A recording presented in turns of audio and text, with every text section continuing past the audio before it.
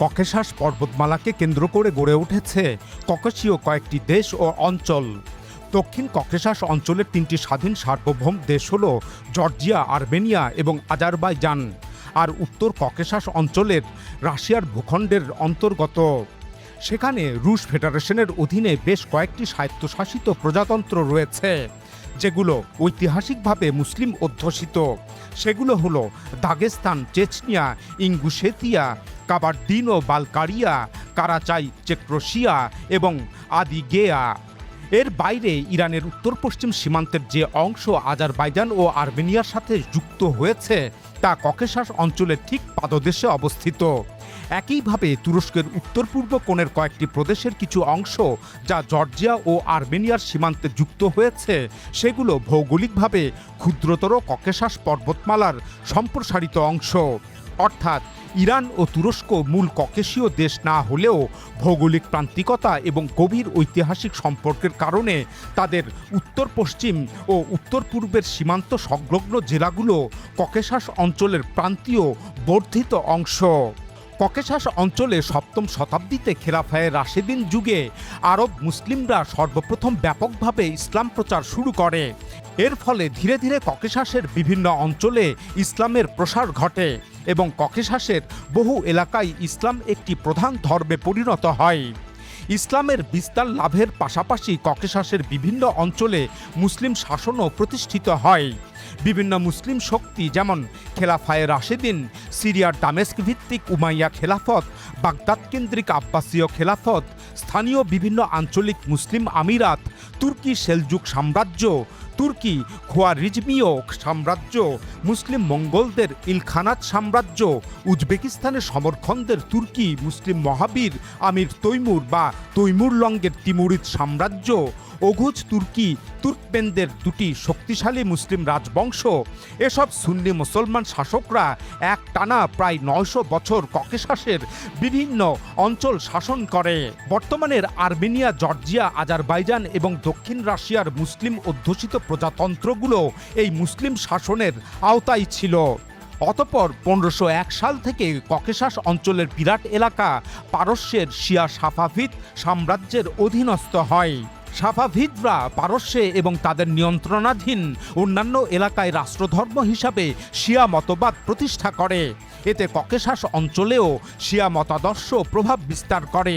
এরই ফলাফলস্বরূপ আজারবাইজানের অধিকাংশ জনগণ ধীরে ধীরে শিয়া মতাদর্শের অনুসারী হয়ে ওঠেন। যাই হোক, ককেশাসে পারস্যের সাফাভিদদের শাসন প্রতিষ্ঠার বহু আগে থেকেই আরেকটি মুসলিম শক্তি সুন্নি তুর্কি ওসমানীয় বা অটোমানরা তাদের সাম্রাজ্য ককেশাস ও পারস্য অঞ্চলে বিস্তারের চেষ্টা করে যাচ্ছিল। তবে সাফাভিদ সাম্রাজ্যের উত্থানের পর তাদের অভিযান আরও জোরদার হয়। ফলে ষোড়শ ও সপ্তদশ শতাব্দী জুড়ে ককেশাস অঞ্চলের নিয়ন্ত্রণ নিয়ে তৎকালীন বিশ্বের দুই বৃহৎ মুসলিম শক্তি সুন্নি তুর্কি অটোমান সাম্রাজ্য এবং ইরানের শিয়া সাফাভিদ সাম্রাজ্যের মধ্যে প্রায় ২০০ বছরের দীর্ঘস্থায়ী সংঘাত শুরু হয়। অটোমান সুলতান প্রথম সেলিম ১৫১৪ সালে পারস্যে অভিযান চালান। যুদ্ধে অটোমানরা বিজয়ী হয় এবং তারা সাফাভিদ সাম্রাজ্যের রাজধানী তাবরিজ দখল করে। তবে তা দীর্ঘদিন ধরে রাখতে পারেনি। পরবর্তীকালে সাফাভিদরা তাদের রাজধানী পুনরুদ্ধার করে। এভাবে দুই সাম্রাজ্যের মধ্যে প্রায় ২০০ বছর ধরে পাল্টাপাল্টি যুদ্ধ এবং জয় পরাজয়ের চক্র চলতে থাকে। শান্তি চুক্তি স্বাক্ষর এবং তা লঙ্ঘনের চক্র চলতে থাকে। অবশেষে বহু যুদ্ধ এবং শক্তি ক্ষয়ের পর ককেশাস অঞ্চল কার্যত পশ্চিম ও পূর্ব অংশে দুই মুসলিম শক্তির মধ্যে বিভক্ত হয়ে যায়। পশ্চিম জর্জিয়া ও পশ্চিম আর্মেনিয়ার ওপর অটোমানদের প্রভাব প্রতিষ্ঠিত হয়, আর পূর্ব জর্জিয়া, পূর্ব আর্মেনিয়া ও আজারবাইজান সাফাভিদদের নিয়ন্ত্রণে থাকে। কিন্তু ততদিনে মুসলিম বিশ্বের এই দুই পরাশক্তির দীর্ঘ সংঘাত উভয় পক্ষকে যথেষ্ট দুর্বল করে তোলে। মুসলিমদের এই শক্তিক্ষয় পরবর্তীকালে ককেশাস অঞ্চলে খ্রিস্টান রুশ সাম্রাজ্য বিস্তারের সুযোগ সৃষ্টি করে দেয়। অষ্টাদশ শতাব্দীর শেষ ভাগে সাফাভিদদের স্থলে পারস্যে কাজার রাজবংশ প্রতিষ্ঠিত হয়। এ সময়কালে ককেশাস অঞ্চলে খ্রিস্টান রুশ সাম্রাজ্যের বিস্তার শুরু হয় এবং ওই অঞ্চলে মুসলিম শাসনের পতন যুগের সূচনা হয়। উত্তর দিক থেকে আগত রুশ সাম্রাজ্যের বাহিনী দফায় দফায় ককেশাস আক্রমণ করে এবং বিভিন্ন যুদ্ধে পারস্য ও অটোমান উভয় সাম্রাজ্যের নিয়ন্ত্রণে থাকা এলাকাগুলো দখল করে নেয়।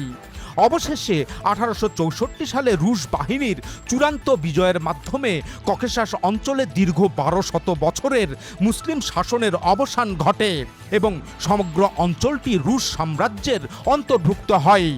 এরপর 1917 সালে রুশ সাম্রাজ্যের পতন হলে এই ককেশাস অঞ্চল সোভিয়েত ইউনিয়নের অন্তর্ভুক্ত হয়।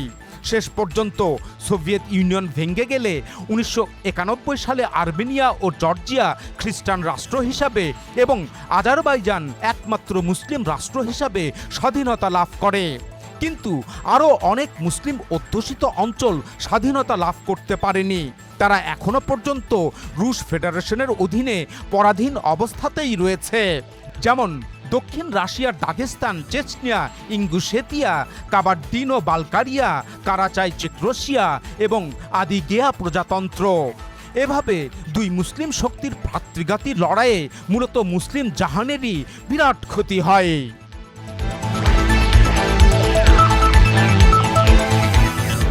এখন প্রশ্ন হলো, ককেশাস ঘিরে তুরস্ক ও ইরান কি আবার পুরনো সেই কালো ইতিহাসে ফিরে যাবে? সাম্প্রতিক মাসগুলোতে ককেশাস অঞ্চলে মার্কিন যুক্তরাষ্ট্র এবং আর্মেনিয়ার মধ্যে ঘনিষ্ঠ সম্পর্ক গড়ে উঠেছে। আর্মেনিয়া তার দীর্ঘদিনের মিত্র রাশিয়া থেকে মুখ ফিরিয়ে নিয়ে একেবারে যুক্তরাষ্ট্রের কোলে উঠে পড়েছে। ইরানও আর্মেনিয়ার দীর্ঘকালের মিত্র, কিন্তু তা সত্ত্বেও আর্মেনিয়া তার সীমান্তে মার্কিন সৈন্যদের ডেকে আনার পর্যায়ে পৌঁছেছে। যুক্তরাষ্ট্র আর্মেনিয়ার সাথে গত কয়েক মাসে পরপর 3টি চুক্তি স্বাক্ষর করেছে। 2005 সালের 8 আগস্ট ডোনাল্ড ট্রাম্প আজারবাইজান ও আর্মেনিয়ার রাষ্ট্রপ্রধানদের হোয়াইট হাউসে ডেকে নিয়ে একটি শান্তি চুক্তিতে স্বাক্ষর করান। এই শান্তি চুক্তিতে আর্মেনিয়ার ভেতর দিয়ে জাঙ্গেজুর করিডোর প্রতিষ্ঠার কথা বলা হয়। এই করিডোর আজারবাইজানের মূল ভূখণ্ডের সাথে তার বিচ্ছিন্ন হয়ে থাকা অপর ভূখণ্ড নাকচিভান অঞ্চলকে সংযুক্ত করবে। এই করিডোরটির নাম দেওয়া হয়েছে Trump route for international peace and prosperity, সংক্ষেপে ট্রিপ বা ট্রাম্প রুট। এই ট্রিপ করিডোর বা ট্রাম্প রুট যুক্তরাষ্ট্রের নেতৃত্বে পরিচালিত হবে এবং এর নিরাপত্তা যুক্তরাষ্ট্রই তত্ত্বাবধান করবে। কিছু গণমাধ্যমে বলা হয় আর্মেনিয়া 43 কিলোমিটার দীর্ঘ এই করিডোরটি যুক্তরাষ্ট্রের কাছে 99 বছরের জন্য লিজ দেবে। এই প্রস্তাবিত ট্রাম্প রুট বা ট্রিপ করিডোর ইরানের নিরাপত্তার জন্য হুমকি হয়ে দাঁড়াবে, কেননা করিডোরটি ইরানের সীমান্ত ঘেঁষা এবং এর তত্ত্বাবধানে থাকবে মার্কিন বাহিনী। এছাড়া করিডোরটি প্রতিষ্ঠিত হলে ইরানের জন্য আর্মেনিয়ার ভেতর দিয়ে জর্জিয়া হয়ে কৃষ্ণ সাগর ও পূর্ব ইউরোপে পৌঁছানো কঠিন ও জটিল হয়ে পড়বে। এসব কারণে ইরান এই করিডোর প্রতিষ্ঠার বিরোধিতা করছে এবং তা প্রতিহত করার ঘোষণা দিয়েছে। বস্তুত ইরান কৃষ্ণসাগর ও পূর্ব ইউরোপে পৌঁছানোর সুবিধা লাভের জন্য দীর্ঘকাল ধরে আর্মেনিয়ার সাথে সুসম্পর্ক বজায় রেখে চলছিল।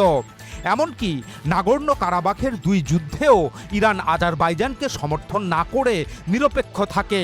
কিন্তু এখন সেই আর্মেনিয়া মার্কিন কোলে উঠে গিয়ে ইরানের সাথে এক প্রকার বিশ্বাসঘাতকতা করেছে। 2025 সালের 8 আগস্টে হোয়াইট হাউসে চুক্তি স্বাক্ষরের কয়েকদিন পরেই ইরানের প্রেসিডেন্ট মাসুদ পেজেশকিয়ান তড়িঘড়ি করে আর্মেনিয়া সফর করেন। আর্মেনিয়ার প্রধানমন্ত্রী নিকোল পাশিনিয়ান তাকে আশ্বস্ত করে বলেন করিডোরটি আর্মেনিয়ার অধীনেই থাকবে।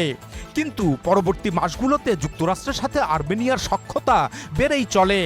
2026 সালের ফেব্রুয়ারিতে মার্কিন vice president JD Vance Armenia সফর করেন। এটা ছিল ইতিহাসে কোনো মার্কিন ভাইস প্রেসিডেন্টের প্রথম আর্মেনিয়া সফর। ওই সফরে আর্মেনিয়া ও যুক্তরাষ্ট্রের মধ্যে একটি বেসামরিক পারমাণবিক সহযোগিতা চুক্তি স্বাক্ষরিত হয়। এরপর সর্বশেষ গত 26 মে মার্কিন পররাষ্ট্রমন্ত্রী মার্কো রুবিও আর্মেনিয়া সফর করেন। এ সময় যুক্তরাষ্ট্র ও আর্মেনিয়া একটি কৌশলগত অংশীদারিত্ব চুক্তি স্বাক্ষর করে। এ ঘটনায় রাশিয়া ক্ষুব্ধ প্রতিক্রিয়া ব্যক্ত করে। মস্কো স্পষ্টভাবে জানায় যে আর্মেনিয়া যদি পশ্চিমা বলয়ের দিকে আরও এগিয়ে যায় তাহলে সে আর্মেনিয়ায় সরবরাহ করা গ্যাসের মূল্য বাড়িয়ে দেবে। উল্লেখ্য যে রাশিয়ার গ্যাস জর্জিয়ার ভেতর দিয়ে আর্মেনিয়াতে প্রবেশ করেছে এবং আর্মেনিয়ার জ্বালানি নিরাপত্তা এখনও অনেকাংশে রাশিয়ার ওপরেই নির্ভরশীল। বস্তুত ককেশাস অঞ্চলে মার্কিন আর্মেনীয় সখ্যতা ইরান ও রাশিয়া উভয়কেই প্রচণ্ড ক্ষুব্ধ করেছে।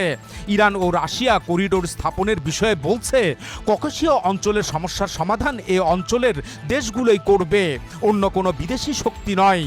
উল্লেখ্য যে আর্মেনিয়াতে এখনও রাশিয়ার 2টি সামরিক ঘাঁটি রয়েছে।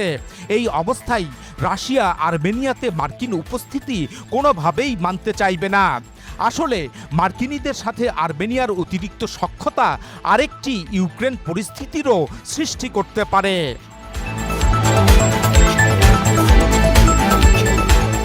এদিকে যুক্তরাষ্ট্র আর্মেনিয়ার উষ্ণ সম্পর্ক নিয়ে তুরস্কের ভেতরেও চাপা উদ্বেগ রয়েছে, কেননা আর্মেনিয়ার সাথে তুরস্কের সম্পর্ক ঐতিহাসিকভাবেই বৈরী। উভয় দেশ একে অপরকে নিজেদের নিরাপত্তার জন্য হুমকি মনে করে থাকে। আর্মেনিয়া প্রায়ই তুরস্কের বিরুদ্ধে প্রচারণা চালায় যে তাদের পূর্বসূরি তুর্কি অটোম্যান শাসকরা প্রথম বিশ্বযুদ্ধ চলাকালে কয়েক লক্ষ আর্মেনীয়কে হত্যা করেছিল। আর্মেনিয়া একে গণহত্যা হিসাবে আন্তর্জাতিক স্বীকৃতি চায় এবং বিচার দাবি করে। তুরস্ক আর্মেনিয়ার এসব অভিযোগ ও প্রচারণাকে দৃঢ়ভাবে প্রত্যাখ্যান করে। তুরস্ক একে রাজনৈতিক স্বার্থ হাসিলের মতলব হিসাবে গণ্য করে। ওদিকে তুরস্কের পরম মিত্র হল আজারবাইজান। এই আজারবাইজান এবং আর্মেনিয়া পরস্পর চিরশত্রু। সর্বশেষ তাদের মধ্যে নাগোর্নো কারাবাখ নিয়ে 2020 এবং 2023 সালে 2টি বড় যুদ্ধ সংঘটিত হয়েছে। তুরস্কের অস্ত্র সহায়তায় ওই 2 যুদ্ধেই আজারবাইজান জয়ী হয়েছে। সুতরাং এসব কিছু মিলিয়ে ককেশাস অঞ্চল এক জটিল রাজনৈতিক সমীকরণে দাঁড়িয়ে আছে। এই অবস্থায় আর্মেনিয়ায় মার্কিন উপস্থিতি ককেশাস অঞ্চলে নতুন উত্তেজনা তৈরি করবে। তবে এই ভূরাজনৈতিক উত্তেজনা সত্ত্বেও প্রস্তাবিত ট্রাম্প রুট বা জাঙ্গেজুর করিডোর চালুর বিষয়ে তুরস্ক রাজি ও খুশি থাকবে, কেননা এই করিডোর তুরস্ককে যথেষ্ট সুবিধা দেবে। কারণ করিডোরটি আজারবাইজানের মূল ভূখণ্ডের সাথে তার বিচ্ছিন্ন ভূখণ্ড নাকচিভানকে স্থলপথে সরাসরি যুক্ত করলে তা তুরস্ক ও আজারবাইজানের মধ্যে সরাসরি যোগাযোগের পথও খুলে দেবে। আজারবাইজানের বিচ্ছিন্ন এলাকা নাকচিভানের সাথে তুরস্কের স্থল সীমান্ত রয়েছে। তাই এই করিডোরের মাধ্যমে তুরস্ক স্থলপথে সরাসরি মূল আজারবাইজানে যেতে পারবে। ফলে একদিকে তুরস্ক আজারবাইজান বাণিজ্য বৃদ্ধি পাবে, অন্যদিকে তুরস্ক এই করিডোর ব্যবহার করে আজারবাইজান হয়ে কাস্পিয়ান সাগর পাড়ি দিয়ে মধ্য এশিয়ার মুসলিম দেশগুলোতে সহজে পৌঁছাতে পারবে। এ কারণেই তুরস্ক তার রাষ্ট্রস্বার্থে এই করিডোর স্থাপনের পক্ষে থাকবে। উল্লেখ্য যে এ ধরনের করিডোর 1990-এর দশকের আগ পর্যন্ত চালু ছিল, কিন্তু প্রথম কারাবাখ যুদ্ধের সময় আর্মেনিয়া এটি বন্ধ করে দেয়। ফলে আজারবাইজানের সাথে নাকচিভান এবং তুরস্কের স্থলপথে সরাসরি যোগাযোগ বন্ধ হয়ে যায়। তখন থেকে আজারবাইজান ইরানের ভেতর দিয়ে বিকল্প পথে নাকচিভানে যাতায়াত করতে থাকে। তবে এতে দীর্ঘ কয়েক ঘন্টার অতিরিক্ত পথ অতিক্রম করতে হয়। বস্তুত এই জাঙ্গেজুর করিডোর আজারবাইজানের জন্য অত্যন্ত গুরুত্বপূর্ণ, কারণ এর মাধ্যমে একদিকে সে নিজের বিচ্ছিন্ন ভূখণ্ড নাকচিভানে যেতে পারবে, আবার সেখান থেকে তুরস্কের সঙ্গে সরাসরি স্থল যোগাযোগ করতে পারবে। এ কারণেই তুরস্ক ও আজারবাইজান দীর্ঘদিন ধরে এই করিডোর চালুর জন্য তৎপর রয়েছে। এটাকে তারা কৌশলগত অগ্রাধিকার হিসাবে বিবেচনা করে থাকে, কেননা এই করিডোরের মাধ্যমে শুধুমাত্র তুরস্ক আজারবাইজান সরাসরি সংযোগ পথ চালু হবে না, বরং তা একই সাথে কাস্পিয়ান সাগর পেরিয়ে মধ্য এশিয়ার তুর্কি ভাষী রাষ্ট্রগুলোর সাথে সরাসরি যোগাযোগ স্থাপিত হবে। এছাড়া বর্তমানে আজারবাইজান থেকে তুরস্কে যে গ্যাস পাইপলাইন প্রবেশ করেছে তা জর্জিয়ার মধ্য দিয়ে ঘুরিয়ে আনা হয়েছে। এই অবস্থায় যদি জাঙ্গেজুর করিডোর চালু করা যায়, তাহলে সহজ ও সংক্ষিপ্ত পথে তুরস্ক ও আজারবাইজানের মধ্যে পণ্য পরিবহন হতে পারবে। তাই নাগোর্নো কারাবাখ যুদ্ধ জয়ের পর থেকেই তুরস্ক ও আজারবাইজান এই করিডোর পুনরায় চালুর জন্য জোর চেষ্টা চালাতে থাকে। কিন্তু এখন সেখানে উড়ে এসে ডোনাল্ড ট্রাম্প হানা দিয়েছেন, তিনি লাভের অংশে ভাগ বসাতে চাইছেন। এই অবস্থায় তুরস্ক ও আজারবাইজান যদি যুক্তরাষ্ট্রকে বাদ রেখে করিডোর নির্মাণ করতে চায়, তাহলে আর্মেনিয়া তাতে রাজি হবে না। আর আর্মেনিয়া রাজি না হলে করিডোর নির্মাণ সম্ভব নয়, কারণ করিডোরটিকে আর্মেনিয়ার ভূখণ্ডের ভেতর দিয়েই নিতে হবে। সুতরাং এই অবস্থায় যুক্তরাষ্ট্রের তত্ত্বাবধানে করিডোর চালু হলে নিজ নিজ রাষ্ট্র স্বার্থকে কেন্দ্র করে তুরস্ক ও ইরানের মধ্যে যথেষ্ট বিরোধ তৈরি হতে পারে, যা সেই কয়েক শতাব্দীর পুরনো বিরোধকে আবার ফিরিয়ে আনতে পারে। তবে এই জটিলতা ও দ্বন্দ্ব এড়ানোর পথ হলো আর্মেনিয়াকে বাইপাস করে ইরানের মধ্য দিয়ে বিকল্প পথে অত্যাধুনিক করিডোর নির্মাণ করা, যদিও এই পথটি অধিক দূরত্বের হবে। আর এক্ষেত্রে ইরানকে সম্মত থাকতে হবে যে সে তার ভূখণ্ড আজারবাইজান, নাকচিভান ও তুরস্ককে ব্যবহার করতে দেবে।